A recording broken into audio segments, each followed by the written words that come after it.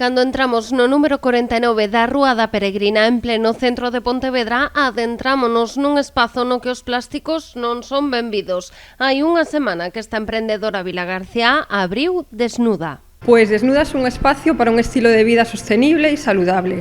Tenemos todo tipo de productos ecológicos, sin plástico, es todo a granel. O proxecto nace da propia experiencia vital de Yolanda García. Tras anos vivindo en Barcelona e viaxando co seu anterior traballo no xigante Inditex, coñeceu en 2014 en Berlín o primeiro supermercado libre de plásticos. Fue algo que se me quedó ahí en la idea y bueno, cuando dejé mi trabajo me cogí un año para mí, pues fui a la India, vi la cantidad de basura que se generaba, kilómetros y kilómetros de basura y algo pues me hizo un clic en la cabeza de cambiar. Desnuda naceu primeiro en Lanzarote no 2019, pero tras a pandemia e despois de pasar tantos anos alonxada da casa, Yolanda apostou por trasladarse ela mesma e a súa idea a Pontevedra. Creo que es una ciudad cómoda, una ciudad sostenible, donde no se utilizan vehículos que puedes ir caminando a todos lados o en bici. Aquí podemos atopar de todo, dende produtos de alimentación ata cosmética, pasando por produtos pro fogar ou reutilizables. Pues mira, ahora que estamos en Galicia,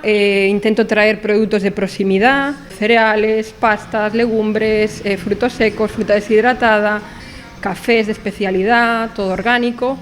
Y también tenemos un pequeño córner de café de especialidad para llevar, repostería vegana y saludable. Todo pensado para que o noso consumo sexa máis responsable e coa filosofía de residuo cero. Es como un poco volver a las raíces, donde la gente puede venir con sus envases y rellena las cantidades que quieren. Así tampoco se desperdicia tanta comida y se compra realmente lo que uno necesita. Tras unha semana aberta acaba de aterrar, pero Yolanda está satisfeita coa acollida que Desnuda está tendo en Pontevedra, aínda que confesa que detrás do mostrador fai tamén un labor pedagóxico. Para ellos residuo cero, cuando le explicas, le suena como un poco a chino todavía, pero bueno, creo que hay un trabajo de fondo donde hay que enseñar y concienciar poquito a poco. Porque si, mudar os nosos hábitos de consumo e desterrar o plástico é posible.